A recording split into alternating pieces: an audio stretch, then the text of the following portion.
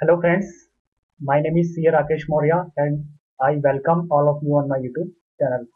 Friends, today we will going to discuss about section 194N, which is notified by the budget 2019, and there is some amendment by the finance bill 2020. Friends, इस section में जो amendments थी वो 1 जुलाई 2020 से applicable हो रही है। तो इसी को लेकर मैं आज की वीडियो बनाने जा रहा हूं और आपको पूरी अंडरस्टैंडिंग हो जाए सेक्शन 194 को लेकर 194N को लेकर, इसलिए मैं इसका डिटेल में डिस्कशन करूंगा आज। तो मैंने यहाँ पर एक वेबसाइट ओपन कर ली है taxproof.com। तो इस वेबसाइट पे एक आर्टिकल है, इस आर्टिकल के थ्रू मैंने रीड करा तो काफ़ी अच्छा आर्टिकल है और इससे कंप्लीट अंडरस्टैंडिंग आ जाएगी हमें सेक्शन 194N की। तो आप देख सकते हैं यहाँ पर ये सेक्शन बजट 2019 के थ्रू इंट्रोड्यूस किया गया था और इसमें क्या आता है कि अगर आपका कैश विड्रॉल एक्सीड करता है ₹1 करोड़ से ज़्यादा होता है तो आपको 2% टीडीएस डिडक्ट करेंगे। और टीडीएस कौन डिडक्ट करेगा वो आप यहाँ नीचे देख सकते हैं, इसमें टीडीएस डिडक्ट करेंगे आपका ये 7th number point, who will deduct TDS? The person payer making the cash payment will have to deduct TDS under section 194N. Here is the list of such persons.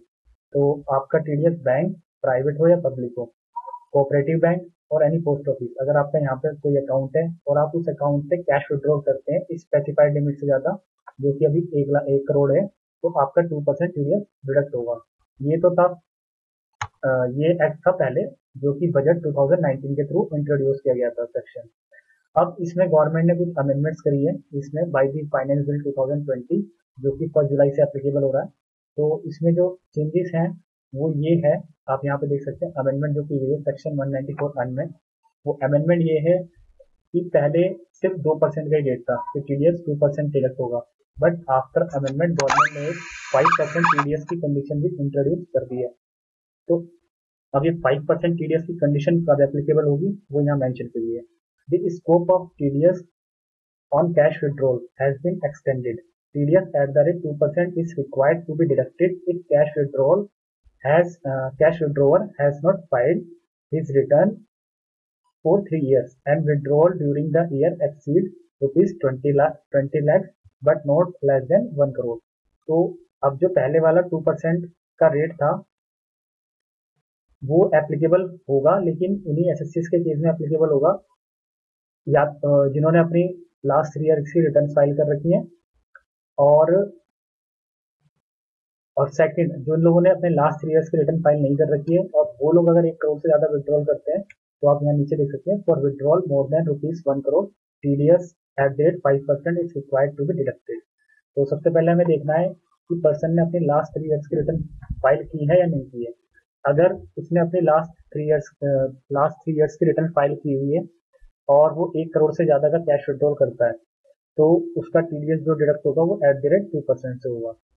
और अगर उसने अपनी last 3 years की return file नहीं करी हुई है और वो कैश विड्रॉल करता है 1 करोड़ से ज़्यादा तो उसका टीडीएस 5% से डिडक्ट होगा। अब इसमें एक और केस आ गया, अगर आपने लास्ट 3 ईयर्स की रिटर्न फाइल नहीं करी है और आप कैश विड्रॉल करते हैं जो कि एक्सीड करता है 20 लाख से, 20 लाख से ज़्यादा कैश विड्रॉल करते हैं और आपने लास्ट 3 ईयर्स की रिटर्न फाइल नहीं की है, तब भी आपका टीडीएस कटेगा, बट इस केस में 2% कटेगा। अगर आपने लास्ट 3 ईयर्स की रिटर्न फाइल नहीं करी है और आप कैश विड्रॉल करते हैं 20 लाख से ज़्यादा बट 1 करोड़ रुपीज़ तक, तो 20 लाख से ज़्यादा और 1 करोड़ रुपीज़ तक 2% लगेगा। और जब आपका 2% 1 करोड़ रुपीज़ से ज़्यादा विड्रॉल हो जाएगा तो आपका रेट 5% हो जाएगा अगर आपने अपनी लास्ट 3 ईयर्स की रिटर्न फाइल नहीं की है।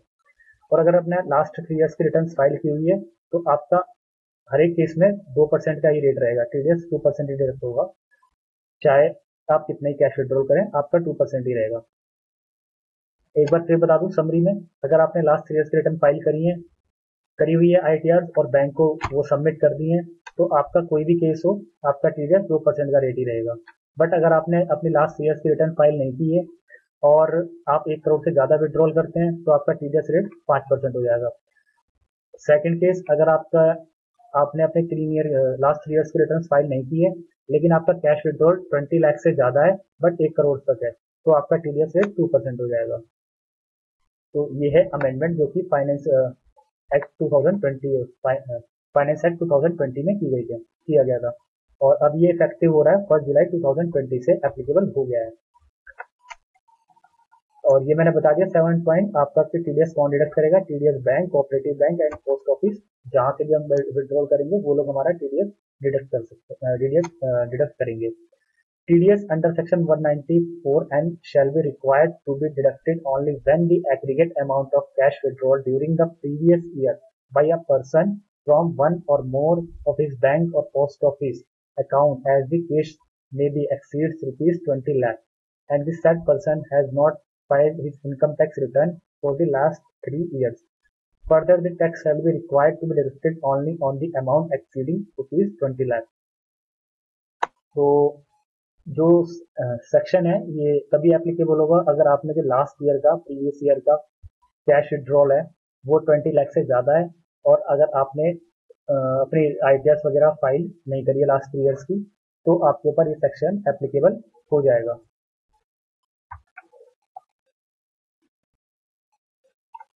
और यहाँ पे दोबारा हाईलाइट करा हुआ है, for the purpose of computation of threshold limit of rupees 20 lakh, the total amount of cash withdrawal during the previous year shall be considered.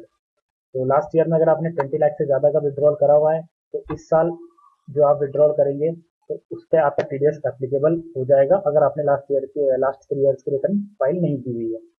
अब यहाँ पे एक एग्जाम्पल दिया हुआ है, ये एग्जाम्पल देखेंगे आप, यहाँ पर जो पेमेंट कर रहा है वो बैंक, पोस्ट ऑफिस और कोऑपरेटिव बैंक है, और मिस्टर एक्स विड्रॉल कर रहे हैं, कैश विड्रॉल कर रहे हैं, और इन्होंने अपनी रिटर्न फाइल की हुई है, filed his all his return, mister x ने अपनी सारी रिटर्न फाइल की हुई है।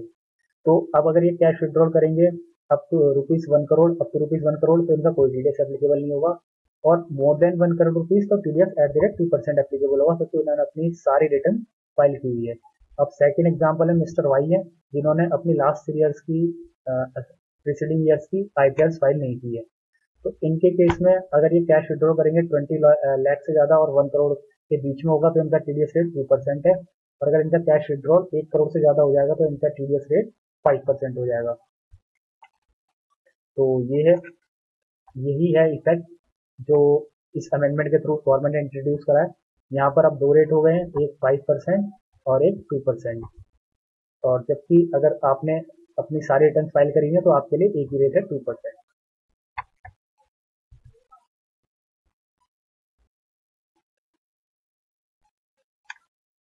यहाँ पर एक और एग्जांपल दिया हुआ फ्रेंड्स, एक पर्सन है जिन्होंने 2019-20 में अपने सेविंग अकाउंट से 20 लाख विड्रॉल करा, और सेविंग अकाउंट 2 से 25 लाख, और करंट अकाउंट से 1 करोड़ 25 लाख, तो इनका टोटल विड्रॉल हो गया 1 करोड़ 70 लाख। तो फाइनेंस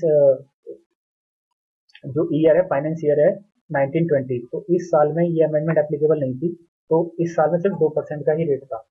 तो इन्होंने यहाँ पर 1 करोड़ से ज्यादा 70 लाख का विड्रॉल कराया, तो 70 लाख पे 2% का टीडीएस इनका डिडक्ट हुआ फाइनेंस ईयर 1920 में। और फाइनेंस ईयर 2021 में इन्होंने 25 लाख का विड्रॉल कराया, तो क्योंकि इन्होंने 25 लाख का विड्रॉल कराया और लास्ट ईयर इनका 1 करोड़ से ज्यादा विड्रॉल था, 20 लाख से ज्यादा विड्रॉल था, तो इस साल इन्होंने जो 20 लाख से एक्सीडिंग विड्रॉल कराया 5 लाख, उस पर इनका 2% टीडीएस डिडक्ट हो जाएगा जो कि 10,000 है।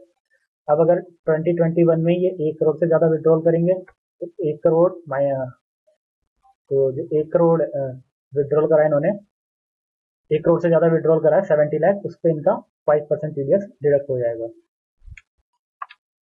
क्योंकि इस पर्सन इन्होंने मिस्टर वाई ने अपनी लास्ट 3 ईयर्स की रिटर्न फाइल नहीं की है। Point of tax deduction, TDS will be deducted by the payer while making the cash payment over and above rupees 1 crore in a financial year to the payee. If the payee withdraw a sum of money on a regular interval, the payer will have to deduct TDS from the amount once the total sum withdraw exceeds rupees 1 crore in a financial year. दोबारा read कर देता हूँ मैं, TDS will be deducted by the payer while making the cash payment over and above rupees 1 crore in a financial year to the payee. If the payee withdraw a sum of money on a regular interval, the payer will have to deduct TDS from the account once the total sum withdraw exceeds rupees 1 crore in a financial year. Further, TDS will be done on the payment exceeding rupees 1 crore. In the example given above, Mr. Y withdraws 55 lakhs in aggregate in a financial year, and in the next withdrawal an amount rupees 1.2 crore is withdrawn. The TDS applicable liabilities only on the excess amount of rupees 70 lakh. तो friends, अगर आप इतना 1 करोड़ से exceed करेंगे उसी पे ही आपका TDS deduct होगा। और ये सेक्शन किस पे एप्लीकेबल है?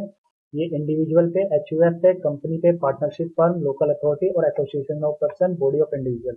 कोई भी पर्सन जो भी 1 करोड़ से ज्यादा विड्रॉल करेगा उसके ऊपर ये सेक्शन एप्लीकेबल हो जाएगा। अगर उसने अपनी ITR सबमिट नहीं करी तो 20 लाख से ज्यादा के विड्रॉल पर भी ये सेक्शन एप्लीकेबल हो जाएगा। इस पे नहीं एप्लीकेबल होगा government body, banking including cooperative banks, business correspondent, banking company, white level ATM operator of a bank, उन पर ये सेक्शन एप्लीकेबल नहीं होगा। एक और एग्जाम्पशन दी है गवर्नमेंट ने, farmers, agriculture producer market committee, इन पर भी सेक्शन एप्लीकेबल नहीं होगा। और एक है फुल फ्लैग मनी चेंजर, इन पर भी सेक्शन एप्लीकेबल नहीं होगा। तो ये था सारा आपके साथ डिस्कशन सेक्शन 194 एन को लेकर। और इसमें एक अपडेट और है, वो है पोर्टल से रिलेटेड। आप जब इनकम टैक्स का पोर्टल खोलेंगे, ई फाइलिंग पोर्टल,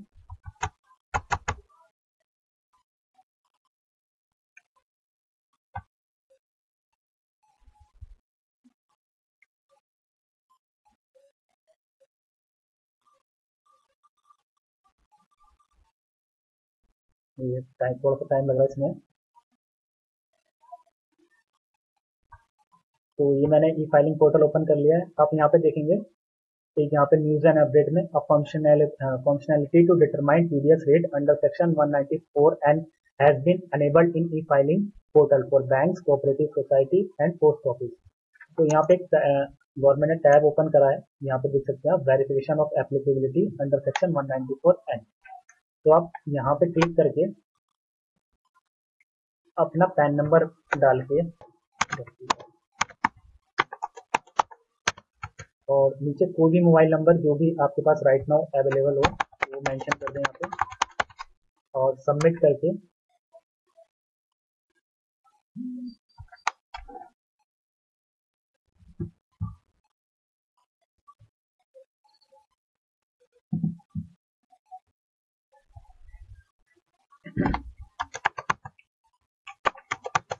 OTP मेंशन करने का, सबमिट करने के बाद आप यहाँ पे देख सकते हैं आपका रेट लिखा हुआ आ जाएगा कि आपके ऊपर क्या रेट एप्लीकेबल है। TDS is deductible at the rate 2% if cash withdrawal exceed rupees 1 crore. तो यहाँ पर जैसा कि मैंने अपनी ITR फाइल करी हुई है, जिसका मैंने पैन नंबर मेंशन करा था यहाँ पे, तो इसलिए इनके लिए 2% का रेट आ रहा है।